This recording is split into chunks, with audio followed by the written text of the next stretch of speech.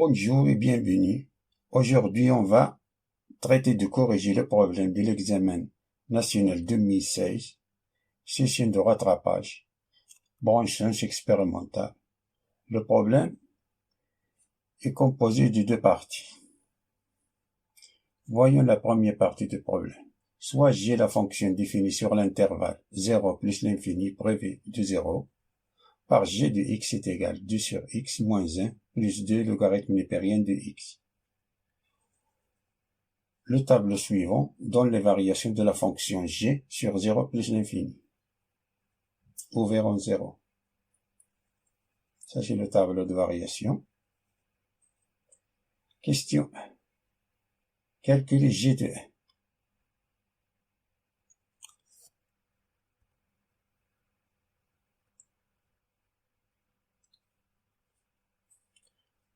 Pour calculer g de 1, il suffit de remplacer x par 1 dans cette expression-là. Alors, on a g de 1 est égal à 2 sur 1, moins 1 plus 2 logarithme népérien de 1. Et log de 1, toujours c'est 0. Alors, on a 2 sur 1, c'est 2, 2 moins 1, c'est 1. Passons à la deuxième question. On déduire à partir du tableau que g de x est strictement supérieur à 0, quel que soit x appartienne à 0 plus l'infini prévu de 0. Cette question va résoudre par deux méthodes. Première méthode.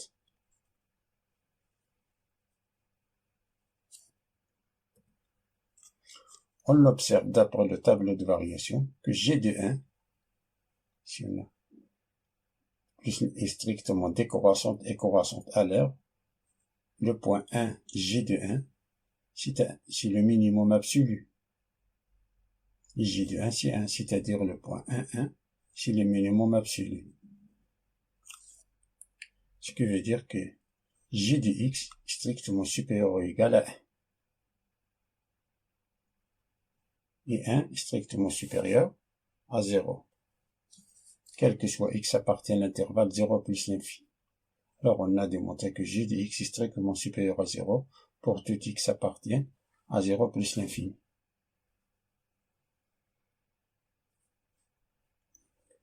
Car on observe que le point 1, g de 1, c'est le minimum absolu. Et la deuxième méthode, si on n'a pas observé que le point 1, g de 1, c'est le minimum, alors, si x appartient à l'intervalle 0, 1, ce qui veut dire que x est compris entre 1 et 0, ce qui veut dire que x est inférieur ou égal à 1. Si on fait entrer la fonction g dans l'intervalle 0, 1, la fonction g est décroissante. Alors, si le sens de l'inégalité change, alors g de x supérieur ou égal à g de 1, et g de 1 c'est 1, et 1 est strictement supérieur à 0. Alors g de x est strictement supérieur à 0. Si x appartient à l'intervalle 1 plus l'infini, ça veut dire que x est strictement supérieur ou égal à 1. Si on fait entrer dans cette inégalité la fonction g, on sait que la fonction g dans l'intervalle 1 plus l'infini est croissante. Alors, g de x est strictement supérieur ou égal à g de 1. Le sens de l'inégalité ne change pas, car la fonction g est croissante. Et g de 1 est égal à 1, qui est strictement supérieur à 0. Donc, dans les deux intervalles 0, 1 et 1 plus l'infini, on a démontré que g de x est strictement supérieur à 0. D'où g de x est strictement supérieur à 0 pour tout x appartient à 0 plus l'infini prévu de 0. Passons à la deuxième partie de l'exercice.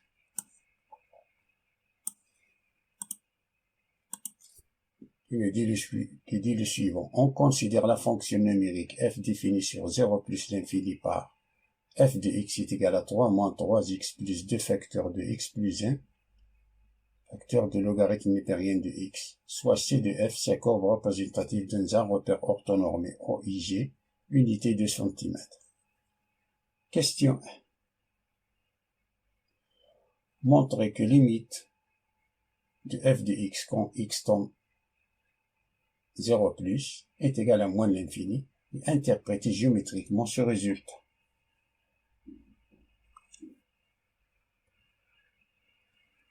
On rappelle tout d'abord que lorsqu'on a limite quand x tend vers a de f de x est égal à plus ou moins l'infini, alors x est égal à a est une asymptote verticale au voisinage de plus ou moins l'infini.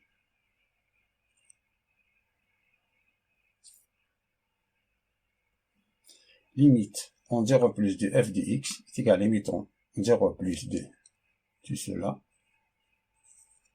est égal à moins l'infini, car on a limite en 0 plus de 3 moins 3x, ça c'est 3, alors on a moins 3 fois 0, c'est 0, 3 moins 0, c'est 0, pardon, c'est 3, et limite en 0 plus de 2 facteurs de x plus 1,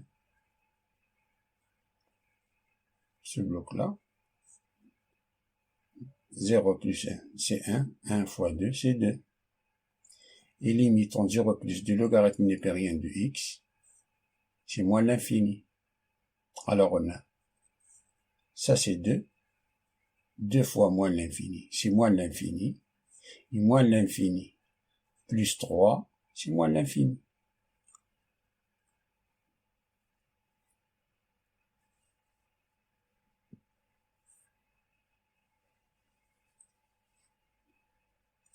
Et limitons, et limite en 0 plus f de x est égal à moins l'infini, ça veut dire qu'on a une asymptote verticale d'équation x est égal à 0. Ça, c'est l'interprétation géométrique.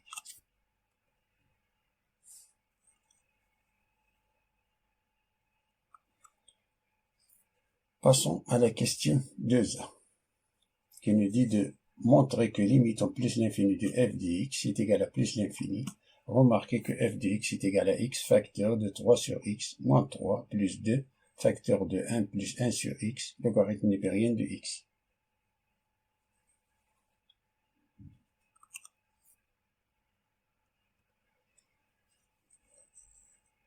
Alors on a limite en plus l'infini de 3 moins 3x plus 2 facteur de x plus 1 facteur de logarithme népérien de x est égal à limite en plus l'infini de x factorisé par x de cette expression-là, x facteur de 3 sur x, ça c'est x fois 3 sur x, c'est 3, x fois moins 3, c'est moins 3x,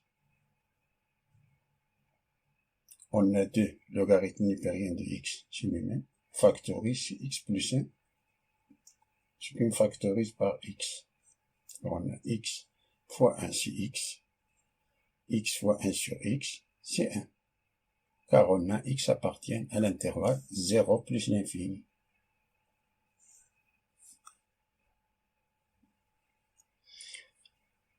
Ça c'est limite en plus l'infini de 3 sur x moins 3.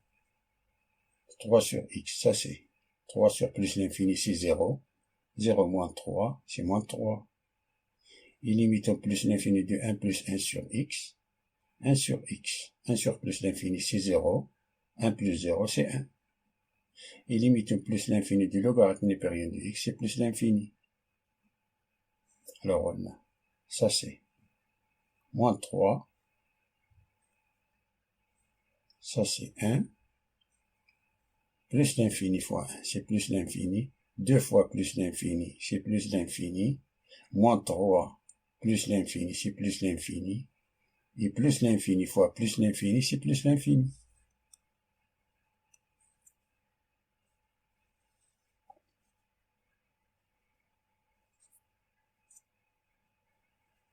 Alors limite au plus l'infini, plus l'infini.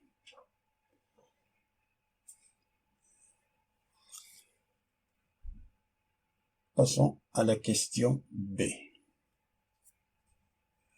Il nous dit montrer que la courbe ci de f admet une branche parabolique au voisinage de plus l'infini de direction l'axe des ordonnées.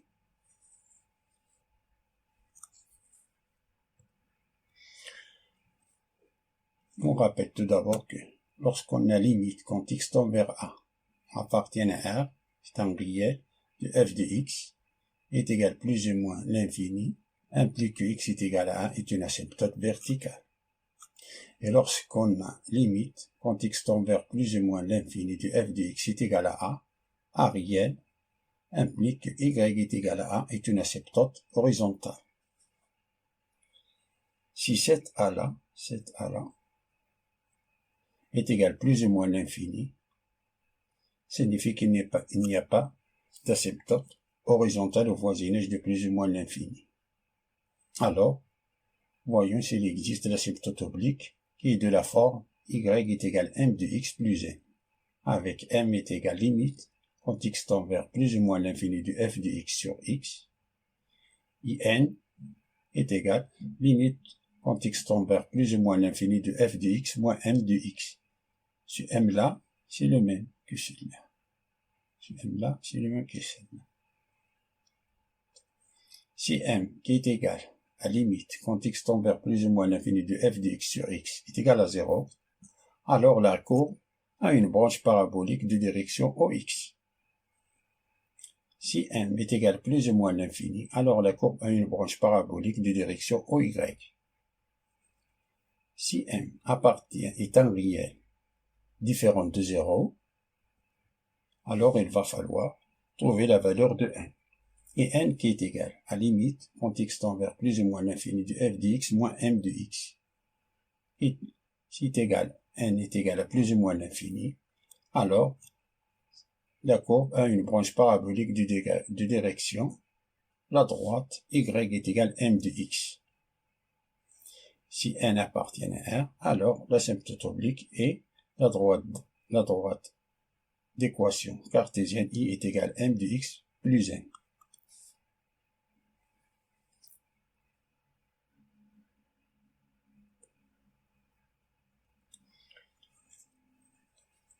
Pour montrer qu'il y a une branche parabolique au voisinage de plus l'infini, de direction l'axe des ordonnées,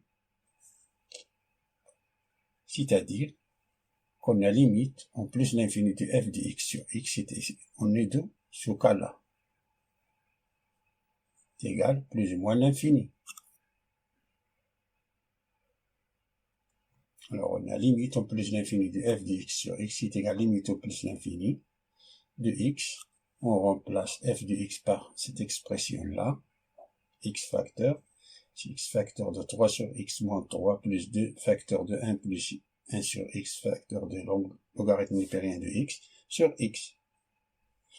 J'enlève un x haut au bas. Il me reste limite en plus l'infini de 3 sur x moins 3 plus 2 facteur de 1 plus 1 sur x logarithme népérien de x. Ça est égal à plus l'infini, car on a limite en plus l'infini de 3 sur x moins 3, ça c'est 0, 0 moins 3 c'est moins 3, et limite en plus l'infini de 1 plus 1 sur x, ça c'est 0, 1 plus 0 c'est 1, et limite en plus l'infini du logarithme népérien de x, c'est plus l'infini.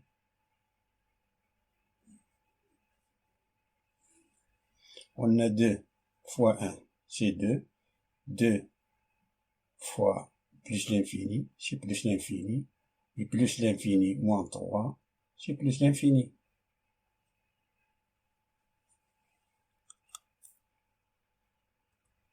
Alors, la courbe ci de f admis une branche parabolique au voisinage de plus l'infini de direction OY.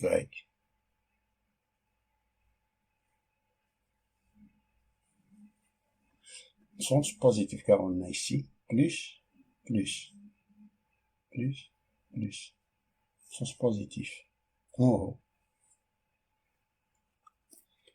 Passons à la question 3a.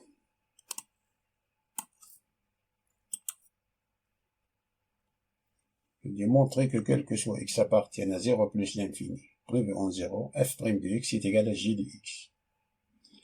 Avant de calculer f' de x, il faut justifier que la fonction f de x, est dérivable sur 0 plus l'infini. Là, la fonction f est composée par trois fonctions. fonction f1 qui f1 de x est égal à 3 moins 3x, f2 de x est égal à 2 facteurs de x plus 1, et f3 de x est égal au logarithme népérien de x.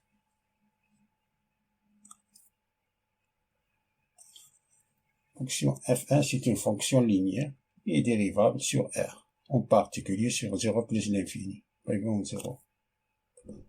f2, c'est une fonction linéaire qui est dérivable sur R, en particulier sur 0 plus l'infini, prévu en 0. f3, c'est une fonction logarithmique qui est dérivable sur 0 plus l'infini, prévu en 0. Et bien alors, le produit f2 fois f3 est également dérivable sur 0 plus l'infini.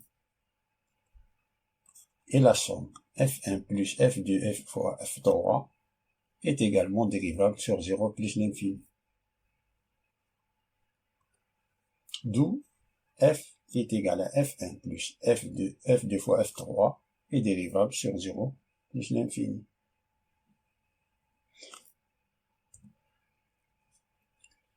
On a f de x son expression et g de x son expression. On rappelle quelques propriétés de la dérivée. On a la dérivée d'une constante, c'est 0. Et la dérivée d'une constante fois f de x, c'est la constante fois f' de x. Et la dérivée du produit de deux fonctions est égale. La dérivée de la première fois la deuxième, plus la première fois la dérivée de la deuxième fonction. On a f de x à la puissance n. Sa dérivée, c'est n. F de x à la puissance n moins 1 fois f' de x. Et la dérivée du logarithme népérien de f de x est égal à f' de x divisé par f de x. Alors, f' de x est égal à moins 3. Ça, c'est 0. Moins 3x, c'est moins 3. Plus la dérivée de x plus 1. C'est 1. Alors, on a 2 fois 1. C'est 2 fois 1 fois le logarithme népérien de x plus 2 fois x plus 1 fois la dérivée du logarithme népérien, c'est 1 sur x, qui est égal moins 3 plus 2 logarithme népérien de x plus 2x sur x plus 2 sur x, qui est égal moins 2 sur x. On a moins 3, ça, on simplifie par x, car on a x est différent de 0. Moins 3 plus 2, c'est moins 1, plus 2 logarithme népérien de x. Et ça, c'est g de x. Alors, on a démontré que f' de x, c'est g de x.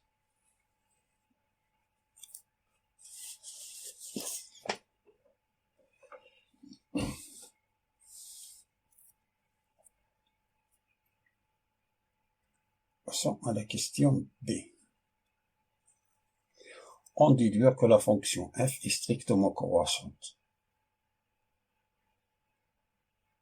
sur 0 plus l'infini, puis déduire le tableau de variation de la fonction f. On a f' de x est égal à g de x.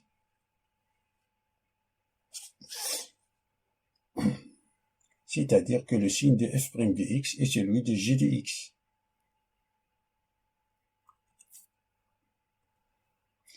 G de x est strictement supérieur à 0, quel que soit x appartienne à 0 plus l'infini d'après la première partie de l'exemple. Première partie, question 2.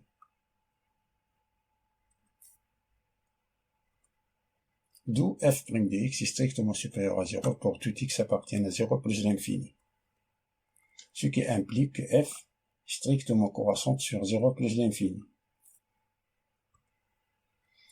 Le tableau de variation est de cette forme. Limite en 0 plus, on a la démonstration moins l'infini, et limite en plus l'infini de f de x et plus l'infini, on a démontré que f' de x est positif, alors on a la fonction est strictement croissante. C'est le tableau de variation de la fonction f.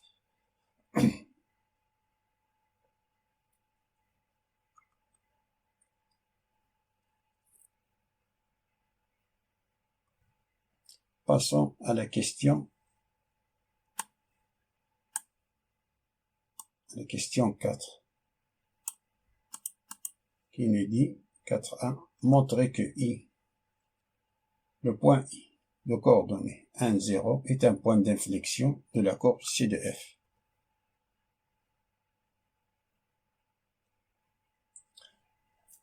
Le point I de coordonnées 1, 0, la première chose que nous devons noter est que f de 1 est égal à 0. f de 1 est égal à 0, ce qui implique que la courbe coupe l'axe des x en x est égal à 1. Alors passons à démontrer que le point I est un point d'inflexion. Pour cela, calculons f seconde.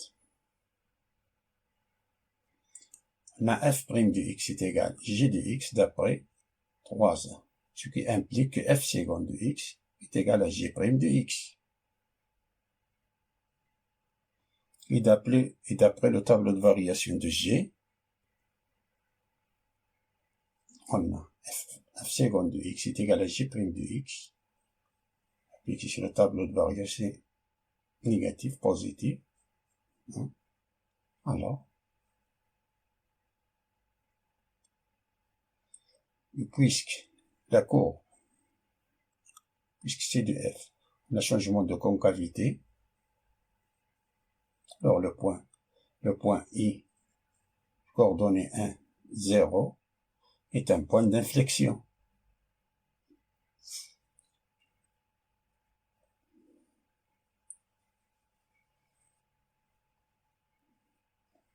Passons à la question B.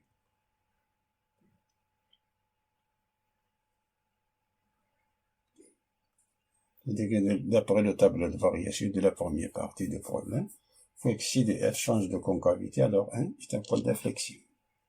Et de coordonnées 1, 0. 1,0. Question B. Montrer que I est égal à x moins 1 est une équation de la tangente T à la courbe au point I de coordonnées 1, 0. On a f de x qui est égal à 3 moins 3x plus 2 facteurs de x plus 1 logarithme népérien de x. F' de x qui est égal à 2 sur x moins 1 plus 2 logarithme népérien de x. On rappelle, l'équation d'une tangente en x est égale à a et I moins f de a est égal à f' de a facteur de x moins a. On a f de 1, c'est 0. 3 moins 3, ça c'est 0. Et le logarithme népérien de 1, ça c'est 0. 0 fois, on a ici 2 fois 2, 4. 4 fois 0, c'est 0. Alors, f de 1, c'est 0. F' de 1, on a ici 2 sur 1. C'est 2. 2 moins 1, c'est 1. Plus 2 fois 0, c'est 0. On nous reste 1. F' de 1, c'est 1. Donc, T a pour équation la tangente, pour équation I moins 0, qui est égal à 1 facteur de x moins 1, d'où l'équation de la tangente, y est égal à x moins 1. Alors, on a démontré. Question B.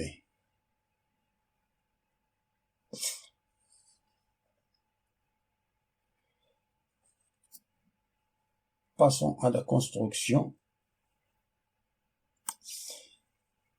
La construction de la courbe ci de f et la tangente dans un même repère OIG.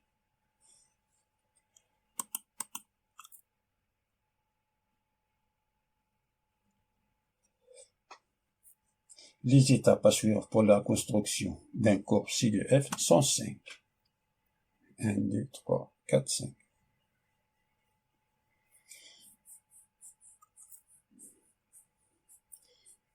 Avant, voyons tableau de variation. Ça, c'est le tableau de variation de la fonction. La première étape est de dessiner les axes des abscisses et des ordonnées. Les axes des abscisses et des ordonnées. Deuxième, définir le domaine de définition et les points de copain avec les axes. On a le domaine de définition d'appelé tableau de variation, c'est 0. C'est 0 plus l'infini. Privé en 0. Et d'après la question 4a, on a démontré que le point I, de coordonnées 1, 0, c'est un point d'inflexion à la courbe, ce qui implique que f de 1 est égal à 0.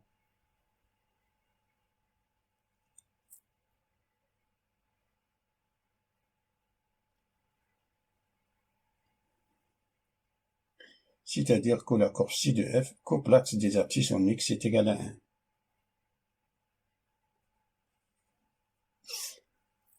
Et la troisième est de dessiner les asymptotes et la direction de la courbe et sa position par rapport. C'est-à-dire, la troisième étape est de dessiner les asymptotes et les branches infinies. D'après le tableau de variation, on a limite en 0 plus et moins l'infini, ce qui implique que la CDF a une asymptote verticale d'équation x est égal à 0 au voisinage de moins l'infini.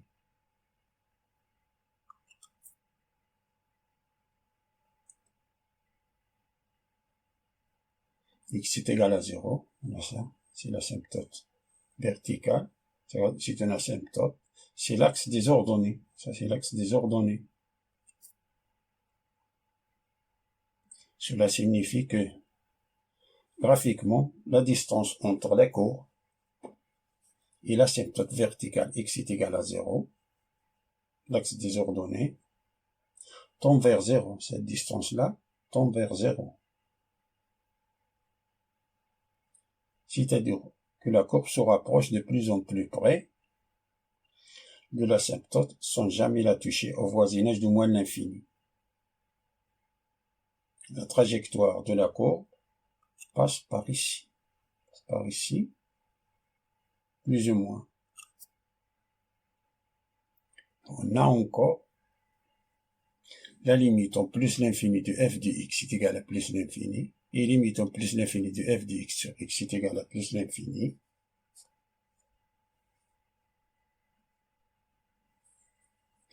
Alors la courbe a une branche parabolique.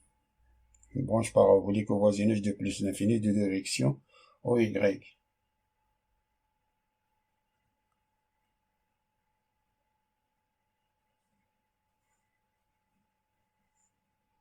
Voilà, la trajectoire de la courbe passe par là, plus ou moins, par là, plus ou moins.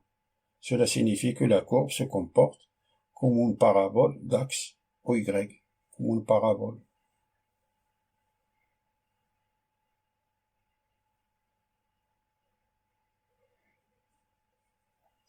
Et la quatrième étape est définir les points maximum, minimum et les points d'inflexion, les tangentes et les demi-tangentes.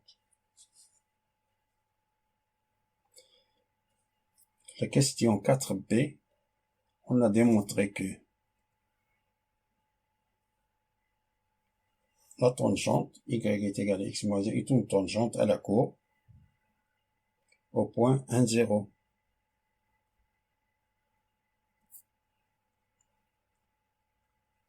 Ça, 1, 0, ça c'est la tangente.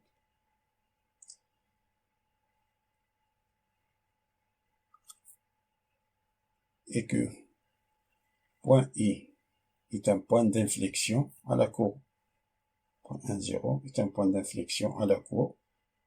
Le point d'inflexion, ce point-là, la tangente traverse la courbe.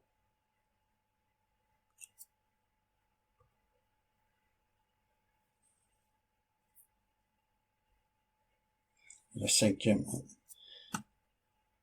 tracé, les intervalles de croissance et décroissance. On a ici croissante. Alors on a la courbe, passe par là,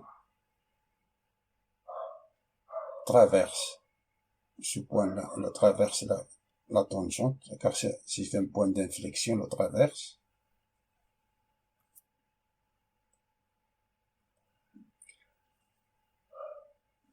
Non, ça, c'est la courbe.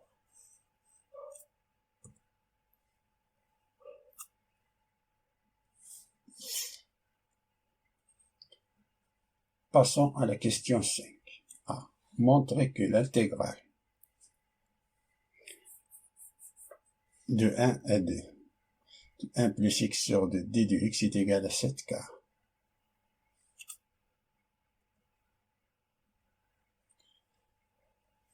L'intégrale de 1 à 2 de 1 plus 1 sur plus x sur 2 d de x est égal à x, ça c'est x, plus 1 demi x carré sur 2. L'intégrale de x c'est x carré sur 2. 1 demi fois x, c'est 1 demi fois x carré sur 2. Entre crochets de 1, 2. 1 et 2. Qui est égal. On remplace par 2.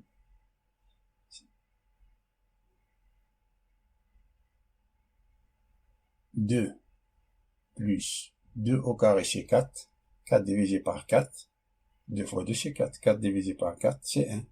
Plus 2 c'est 3. Moins, on remplace par 1.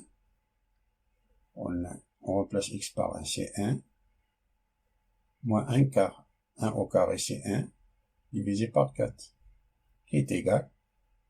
Ça c'est 2 moins 1 quart. On a ici écrit au même dénominateur commun. C'est 12 divisé par 4, moins 4 sur 4, moins 1 sur 4. Qui est égal. 12 moins 5, c'est 7. 4, c'est 7 quarts. Alors on a démontré la question 5A. Passons à la question B. En utilisant l'intégration par partie, montrer que l'intégrale de 1 à 2 de x plus 1 logarithme népérien de x d de x est égal à 4. Pardon, à 4 logarithme népérien de 2 moins 7 quarts.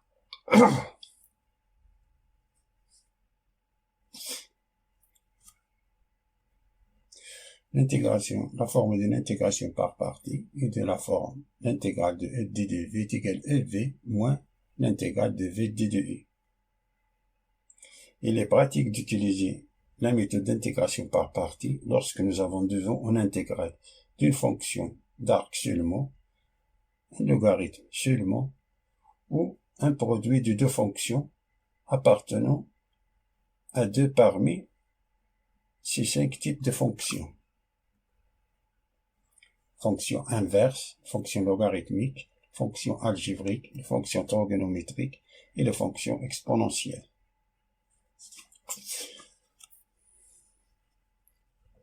J'utilise le mot magique ilaté. I vient de le mot inverse, L vient de le mot logarithmique, A algébrique, T trigonométrique et E exponentielle. On a l'intégrale. L'intégrale de cette expression-là, x plus un facteur de logarithme népérien de x d de x. Dans cette intégrale, on a deux fonctions, algébrique et logarithmique. L'algébrique, c'est x plus 1, et logarithmique, c'est logarithme népérien de x. Et dans le mot ilaté, apparaît la lettre L avant la lettre A. D'où on a U, c'est logarithme népérien de x. U, c'est logarithme népérien de x. Et V', c'est x plus 1. Alors on a U implique d de U, c'est 1 sur x d de x. Et V' qui est égal à x plus 1 implique que V est égal à x carré sur 2 plus x. Alors I qui est égal, entre crochets, de x carré. On a ça fois ça, x carré sur 2 plus x, facteur de logarithme népérien de x, entre crochets de 1, 2, moins l'intégrale n2 de ça fois ça. X carré sur 2 plus x fois 1 sur x d de x. qui est égal, ça c'est, on remplace x par 2, 2 au carré 4, 4 divisé par 2, c'est 2, plus 2, c'est 4, 4 logarithme népérien de 2, moins, on remplace x par 1, on a ici logarithme népérien de 1, c'est 0, 0 fois 1 demi plus 1, ça, tout c'est 0, alors il nous reste 4 logarithme népérien de 2, moins l'intégrale de 1, 2, on a x carré sur 2 fois 1 sur x, ça c'est x sur 2. Et x fois 1 sur x, c'est 1, d de x. On peut simplifier par x, car x appartient à l'intervalle 0 plus l'infini. Et ici, x appartient à l'intervalle 1, 2. Qui est égal à 4 logarithme népérien de 2, moins 1 demi, on fait sortir 1 demi, 1, 2, de x, d de x, moins l'intégrale 1, 2, de 1, d de x. C'est égal à 4 logarithme népérien de 2, moins 1 demi, ça c'est x carré sur 2, truc crochet de 1, 2, moins, ça c'est là, ça c'est x, truc crochet de 1, 2, qui nous donne 4 logarithme népérien de 2, moins 3 demi, ça c'est 2 au carré, c'est 4, 4 divisé par 2, c'est 2, moins 1 demi, 2 moins 1 demi, c'est 3 demi, fois 1 demi, c'est 3, 4, moins 2 moins 1, c'est 1, moins 1, qui est égal à 4 logarithme népérien de 2, moins 7 quarts.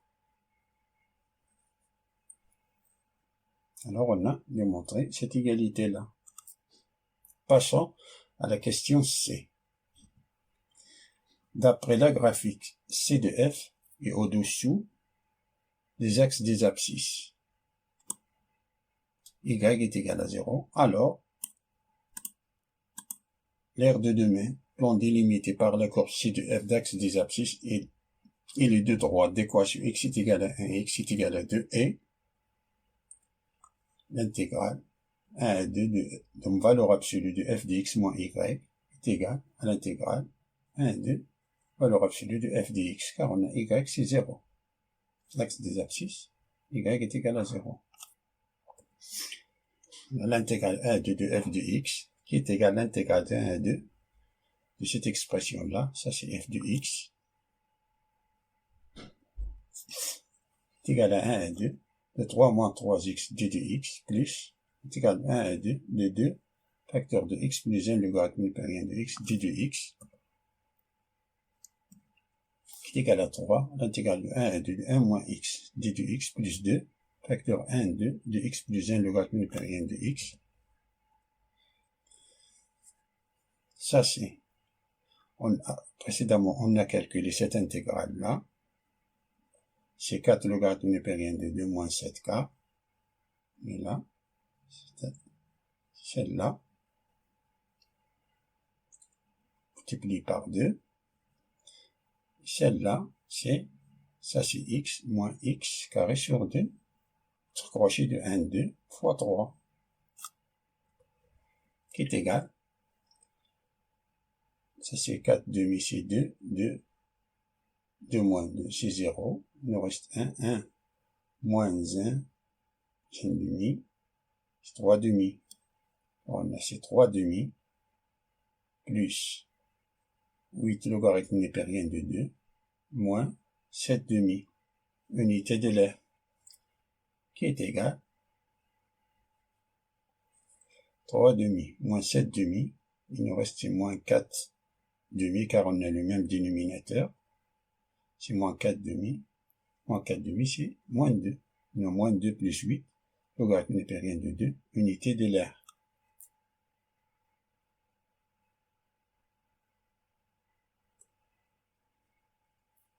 On a dans un repère, le repère est unité de 2 cm. Alors, c'est égal au module de I fois le module de G qui est égal à 2 cm fois 2 qui est égal à 4 cm carrés. D'où A est égal, qui est égal à 2, à moins 2 plus 8 logarithme népérien de 2 unité de l'aire, qui est égal à moins 2 plus 8 logarithme népérien de 2 fois 4 cm carrés, qui est égal Un moins 8 plus 32, logarithme népérien de 2, centimètres carrés.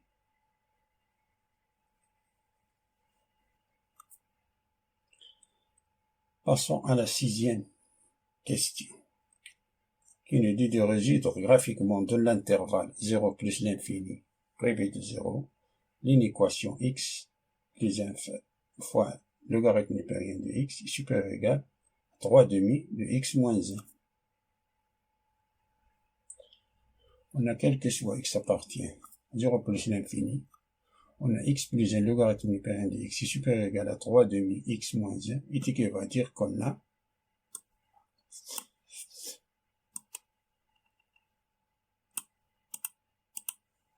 deux facteurs de x plus 1, facteur de logarithme népérien de x est supérieur ou égal à 3, facteur de x moins 1.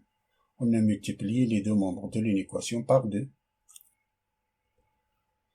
Ce qui veut dire, c'est équivaut à 2 facteurs de x plus 1, facteur de logarithme népérien de x, supérieur ou égal à 3x moins 3, équivaut à 3 moins 3x, fait passer. On a ajouté à les deux membres de l'inégalité 3 moins 3x. 3 moins 3x plus 2 facteurs de x plus 1, facteur de logarithme népérien de x est supérieur ou égal à 3 moins 3x, ça c'est, il nous reste 0 dans ce membre-là. Voir la graphique.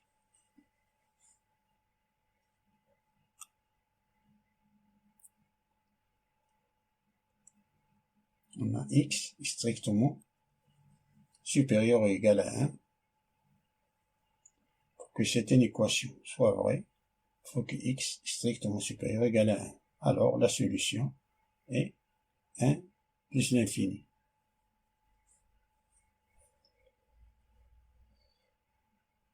Merci pour voir cette vidéo et à bientôt.